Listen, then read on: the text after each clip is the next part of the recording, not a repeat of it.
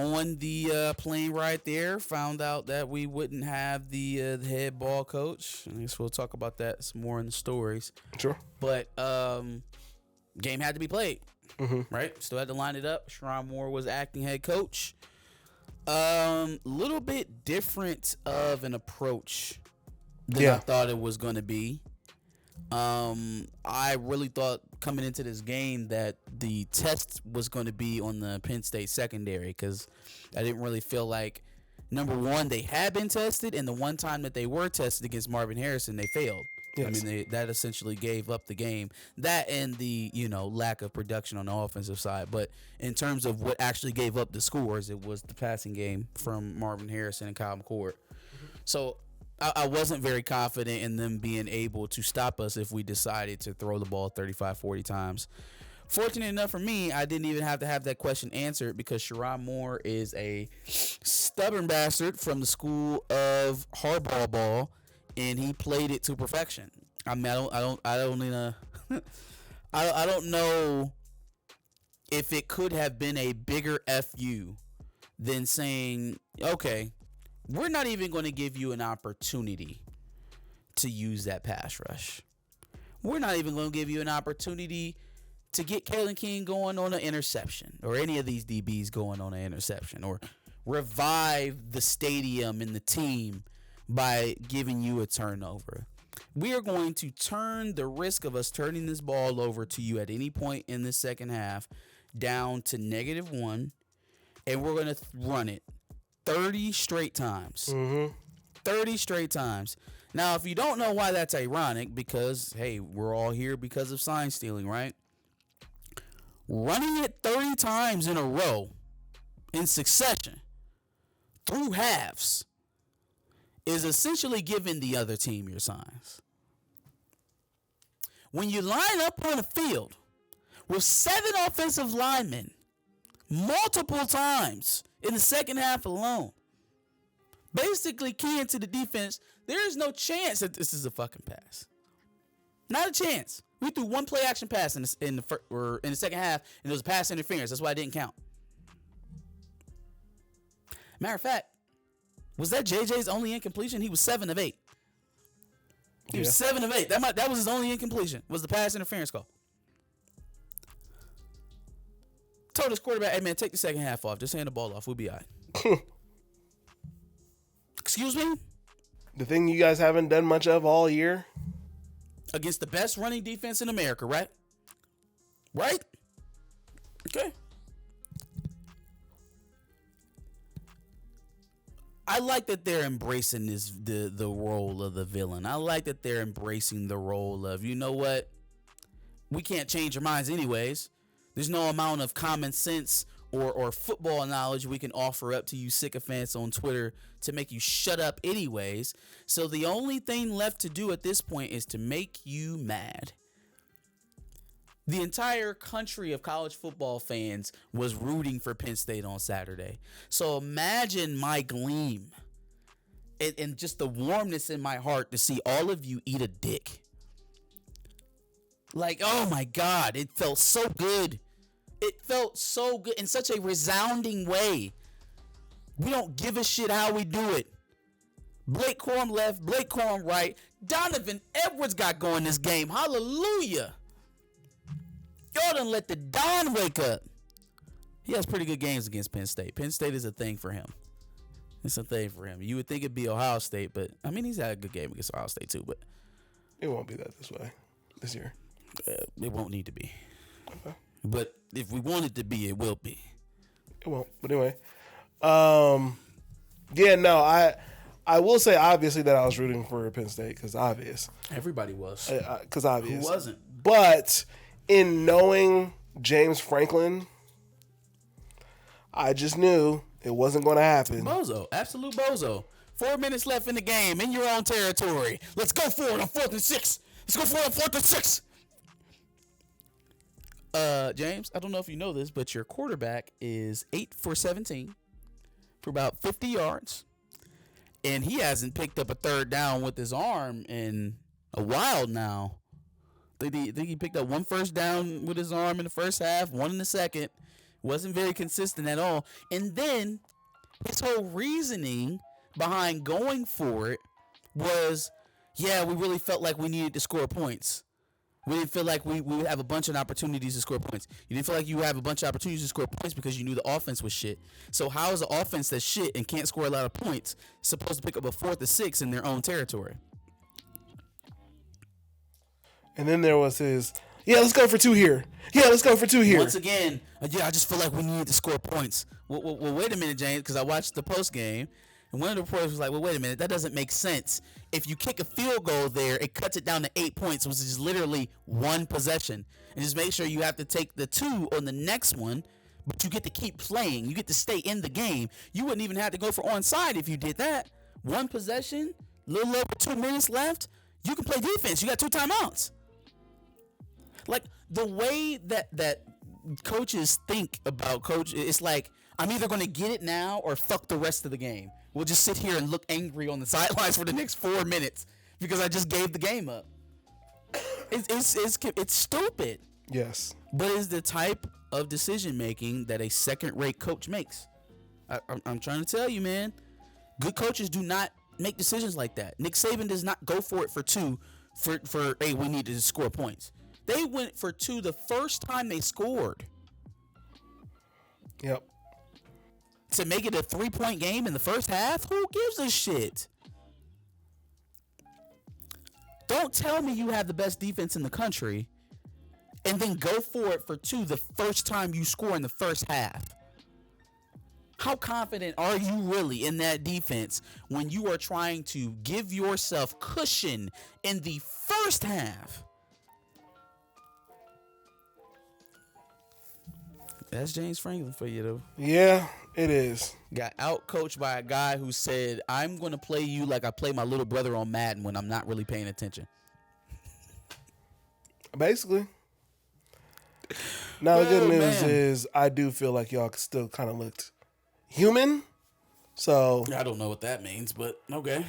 You played a top team, and you before you beat everybody decidedly, and with enough time to take your guys out in the fourth quarter. Okay, I think James Franklin is an average coach. I think he's an average coach. I think Drew Aller is not ready for big games. Sure.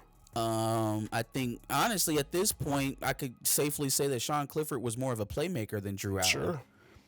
Now, with that being said, those negatives... Oh, and also, they don't really have anything outside to scare you. Absolutely. What's his name? Lambert Smith would be a decent number 2 if they had a legitimate number 1. Yep. But he's not a number 1 wide receiver. Yep. Aside from that, I mean, this is as close to elite that you can be without being elite. This is about as close you can be to being elite without actually being elite. They got a decent offensive line. They got really good trench play on both sides of the ball, which is something I didn't expect from their offensive line, but they were able to play I feel like a pretty decent game. They gave up a lot of pressures, but then also their quarterback wasn't giving them any help. He wasn't stepping up in the pocket. The only time he ran out was when it was called for him to quarterback draw or, maybe look off the defense and wait till they turn their backs and then run. But when he was supposed to plant and make a throw, 3-step drop, throw the ball, no hitch, he wouldn't do it. Mm-hmm. He would immediately get to that back foot and start flinging it like he's fucking Mahomes, and he's not. Yeah. And he's not. Yeah. So I guess I just wonder what they would look like if they had a Marvin Harrison Jr. and a Travion Henderson. I don't think it would change much because they already have a version of Travion Henderson and Nick Singleton. I don't know. Okay. Maybe Nick Singleton. They don't have the Marvin Harrison Jr. Because I saw K-Tron Allen get hawked by a defensive lineman. Yo, fam, shout out to Kenneth Grant and shout out to Ben Herbert. Because it ain't a strength. What in the hell? There ain't a strength coach in America outside of Ben Herbert that would have a 335-pounder chasing down a running back and stopping the touchdown for real because I thought he was going to score. Like, Penn State, what are you doing? How does that happen? That boy is a monster. Jesus. Who the fuck is this grizzly bear chasing me? How does that happen? I was like, no, Ugh. that's not Kenneth. That's Kenneth Grant. That's Kenneth Grant down the field chasing a running back. But yeah, I mean, outside of those few things, quarterback, number one wide receiver, they're as close to being elite without being elite as you can get. That defense is nice. Sutton is nice. Isaac is nice. Chop Robinson, nice. Yeah. Your boy in the middle, Abdul Carter, nice. I haven't seen Blake fumble. I haven't seen Blake Corum fumble. I don't think I've ever seen him fumble. Oh, you know what? The Georgia game 2 years ago in 2021. That's the only other time I've seen him put the ball on the carpet. We didn't lose this one, but that was like the only time that I seen Blake Corum put the ball on the carpet before yesterday. So elite defense. Elite defense. And Marvin Harrison Jr. 10 games at least. Travion Henderson. But because Travion Henderson is not getting hawked down by that defensive lineman, and Marvin Harrison Jr. I don't think. First of all, I mean, there's so many differences between what we seen with Kaytron Allen on that one play and Travion. First of all, y'all are not going to be running the ball in the same places that Penn State likes to run the ball. Sure. There's not going to be very much in between the tackles running when y'all play us. At least I don't think so. I don't know. I have the game plan. You know, I didn't steal your signs or anything. Don't start letting that spread through the internet. Okay. All right. But you don't run the ball where he's going to be running it. Travion obviously is a different back. So I think the leverage to the outside when he has the ball will be a little bit better set than what it was for Kaytron Allen. And then it's the game. So, you know. That's true. And it's at home for y'all. Yeah. All I was saying was that it looked a little different. And I'm not as It should look shaky. different if there's a team on the other side that looks good. The thing that continues to befuddle me is whatever you feel like you've seen that lacked out of us. Are you remembering your game versus them? You remember how like they pretty much had you well in hand until the sack fumble got overturned and then you guys were able to score, and then it never really turned around after that. But up until that point, they had y'all pretty well handled. I'm sorry, Penn State? Yes. It was 3-0. They was about to make it 10-0. Sure. The sack fumble got called back. Then y'all scored with Marvin two plays later. Yep, and then we made it 20 to 6. And then we would have made it 23-6, but we missed a field goal. And then they got a garbage time They got a touchdown. garbage time touchdown. So Same thing they just did against us. Only we don't have Marvin Harrison Jr. We didn't even try to throw the ball. yeah, We didn't even attempt it. And the quarterback was 7 of 8. It wasn't like he was having a bad day. sure. And we couldn't throw it. No. We decided to not said, throw it. hey, look, hold on. Let me see here. All right. These are all the passing plays. We're going to run with this. Okay. Let's go duo right. Blake Corum up the backside on 3.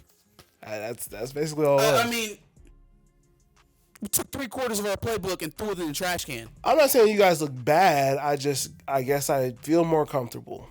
But do you think that we would march out and just not throw the ball at all in the second half? But clearly, I feel like a point was trying to be made. Yeah. So what can you really learn from a game like that when we're not even tipping our hands? But it always came down to what you guys would look like when you played Penn State. So Sure, I think we looked pretty damn good.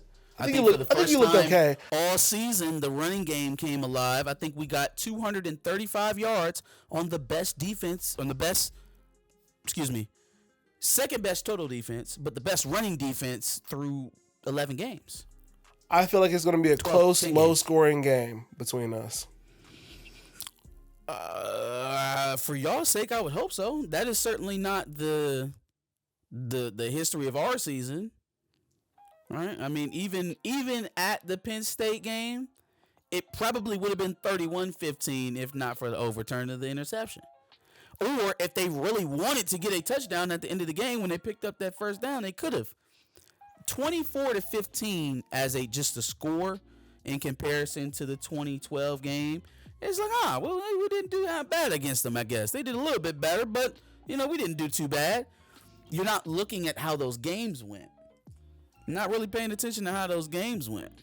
But we're also not giving up 40-plus yard plays to you guys. That's not happening. Okay. I mean, you didn't anticipate giving up those plays last year either. I know you don't think you're going to get out of here without answering to the whole Sharon Moore. I love you, Jim Harbaugh. That was a scene straight out of fucking old school. For sure. Bruh. Fucking love you, man. And I fucking love those guys. I love the shit out of those guys over there too, man. You're not crying as well. You're not. Like, I would have been okay if he took a second and then eventually, just as he was saying it, started tearing up. No, immediately tears.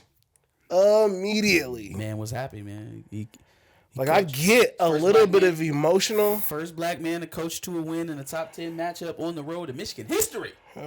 Making history out there. That was a blubbering making mess. History. Here, talk to Blake. I can't. Okay, look, if you're going to cry on TV, cry for yourself. Cry because you're happy. Cry in jubilation. Don't cry looking for a geriatric to fight. This is what I'll throw it out there. My guy didn't cry. Oh, it sure sounded like crying to me. I'm sure he was trying his best to sound tough. I didn't see a tear fall from his face. Like, no, this right now. This is a tough team. Where are you doing, Jim Harbaugh? Where are you right now? This how we sound the same? What you saw out of Sharon but I didn't Moore. see it physically from Ryan Day's face. Okay, fair. Listen. They were both emotional, sure. But one was able to hold it together to not. There were no references to other people who weren't involved in the matchup. There was no cussing up a storm. Now the F-bombs made it cool. Shout out to Fox for letting let him fly, baby. Cool. Let him fly. He didn't know what to do with his hands. Sure didn't. No, he was beside himself. Man was happy. Again, didn't take the opportunity to attack anyone or downplay his team's achievement by bringing in their rival into the conversation. So, it's a winner for me. That's all.